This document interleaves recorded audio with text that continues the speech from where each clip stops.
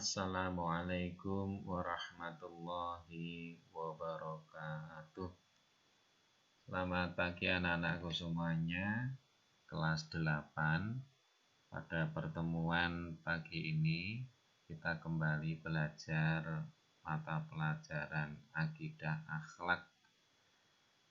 Kita lanjutkan pada subbab berikutnya anak-anak. Setelah kemarin kalian belajar subbab yang pertama, kita belajar subbab yang kedua, yaitu sejarah pembukuan Al-Quran. Anak-anak semuanya, sejarah pembukuan Al-Quran ini dibagi ke dalam 2 tahap. Tahap yang pertama itu adalah bahwa Al-Quran pada masa sebelum wafatnya Rasulullah. Pada masa ini, anak-anak semuanya, Al-Quran diturunkan ayat demi ayat, dan surat demi surat. Karena kefasihan dan keindahan bahasanya luar biasa, ia tersebar dengan cepat dan menakjubkan. Secara sembunyi-sembunyi dalam malam-malam yang gelap, kaum muslimin datang mendekati rumah Nabi. Untuk apa? Untuk mendengarkan ayat Al-Quran yang sedang dibaca oleh Rasulullah. Nah, kaum muslimin juga bersungguh-sungguh di dalam menghafal dan mempelajari Al-Quran, karena Nabi diperintahkan untuk mengajarkan Al-Quran kepada para sahabat tadi itu. Nah, setelah Nabi Muhammad itu hijrah ke Madinah, kemudian urusan kaum muslimin itu semakin lama semakin teratur. Beliau, Rasulullah, memerintahkan kepada sahabatnya untuk memperhatikan keadaan Al-Quran, mengajarkannya, kemudian mempelajari dan menyebarkannya.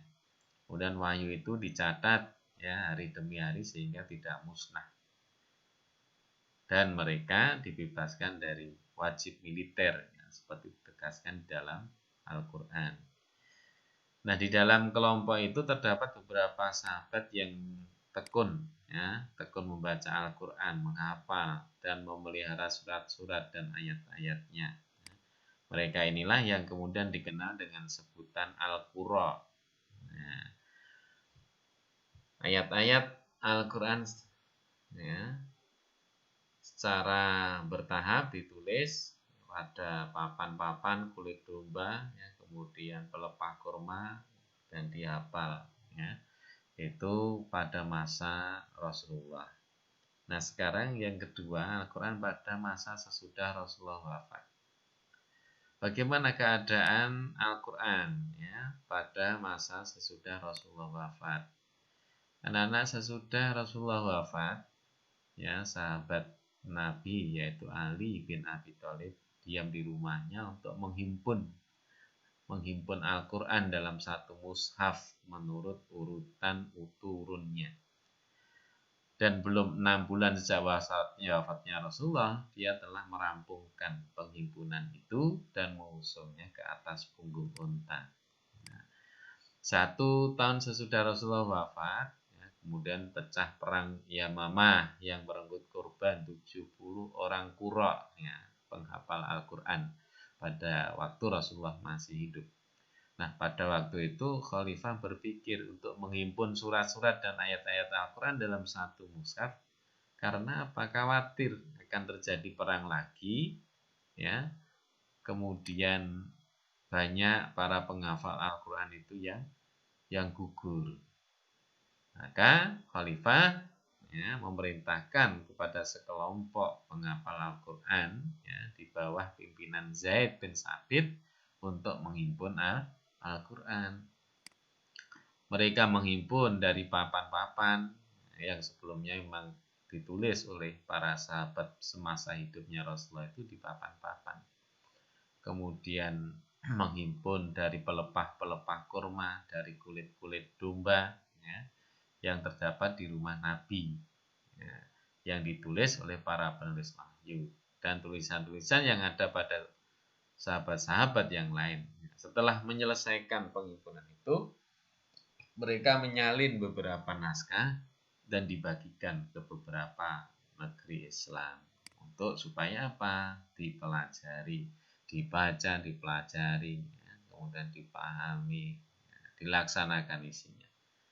Nah, sesudah khalifah ketiga mengetahui bahwa Al-Quran terancam perubahan dan penggantian akibat sikap mempermudah dalam menyalin dan memeliharanya, dia memerintahkan untuk mengambil mushaf, ya, yang disimpan oleh Hafsah, yakni naskah pertama di antara naskah-naskah khalifah pertama, dan memerintahkan kepada 5 orang sahabat, yaitu Zaid bin Sabit, untuk menyalin mushaf tersebut.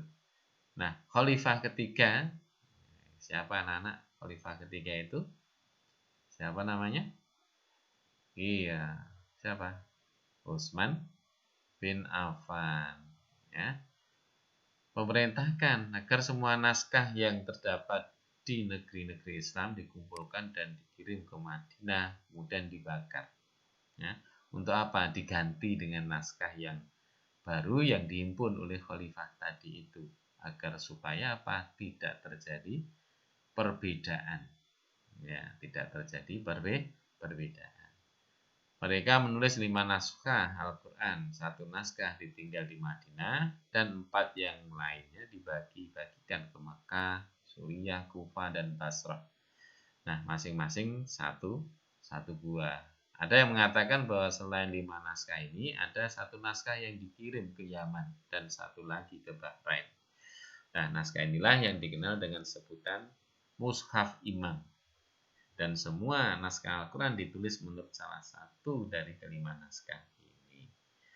Semua naskah ini dan mushaf yang ditulis melalui perintah khalifah pertama tidak berbeda, kecuali dalam satu hal, yaitu bahwa surat Al-Baro'ah dalam mushaf khalifah pertama diletakkan di antara surat-surat, ya, Ni'un, ya, dan surat-surat Al-Anfal diletakkan di antara surat-surat Masani. Ya, sedangkan dalam mushaf Imam, surat Al-Anfal dan Baro'ah diletakkan di antara surat Al-A'raf dan Yunus.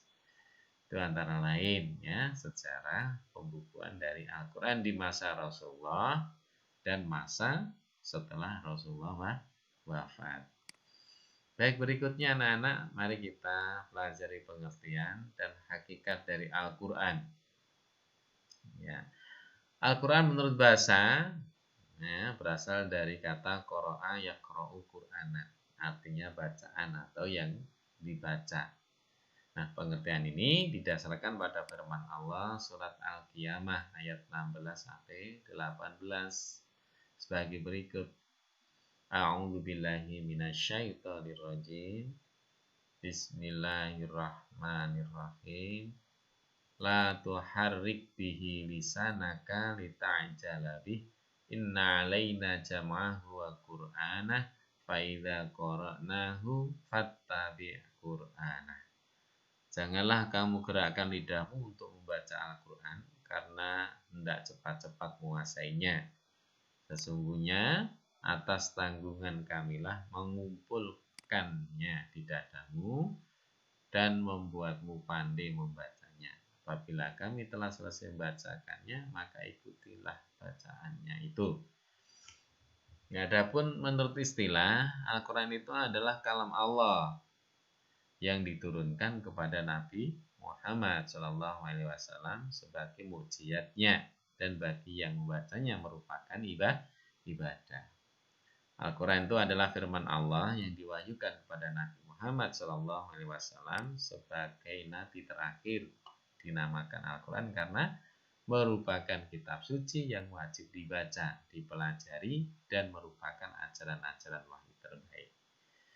Nah, anak-anakku semuanya, ya, kalian tulis di dalam buku tulis kalian, ya, nama-nama lain dari Al-Quran itu, ya. Apa saja nama-nama lain dari Al-Quran itu?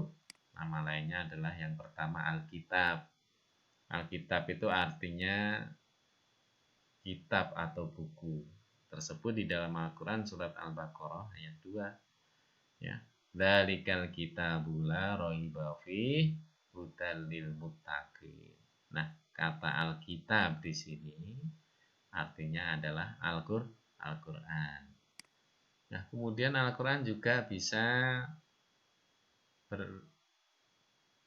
bisa diberi nama, ya, bernama lain Al-Furqan, nama lain dari Al-Quran.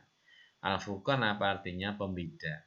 Maksudnya akan menerangkan secara jelas mana yang benar dan yang salah. Nah, kemudian Al-Quran juga bisa bernama Az-Zikr, artinya peringatan. Kemudian yang keempat, Al-Quran juga bisa bernama Al-Huda, artinya petunjuk. Ya.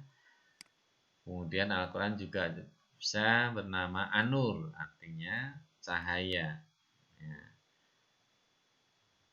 Baik, juga bisa diberi nama Al-Bayyinah, artinya keterangan. Nama-nama lain Al-Quran itu kalian tulis beserta dalilnya ini, ya, dalam buku tulis kamu. Ya, misalnya nama lain Al-Quran yang pertama tadi adalah Alkitab, artinya buku. Ya, buktinya apa dinamakan Alkitab? Firman Allah dalam surat Al-Baqarah. Ini kamu tulis ini. Ya, semuanya demikian. Ya, nomor 2 Al-Furqan artinya dan dalilnya ini kamu tulis sampai dengan Al-Bayyinah, nama lain yang terakhir tadi itu. Itu tugas kamu ya anak-anakku semuanya. Silahkan ditulis dalam buku tulis kalian, ya, supaya mudah untuk mempelajarinya atau menuliskannya. Kalian hentikan videonya, di pause dulu, kemudian kamu tulis.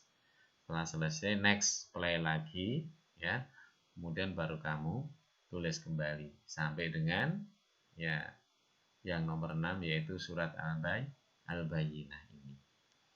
Baik, demikian. Selamat mengerjakan tugas yang diberikan Pak Guru, yaitu menulis kembali nama-nama lain dari Al-Quran beserta dalilnya. Mudah-mudahan ya, bisa selesai, ya. Kemudian kalian ulang-ulang untuk dibaca dan dipahaminya. Assalamualaikum warahmatullahi wabarakatuh.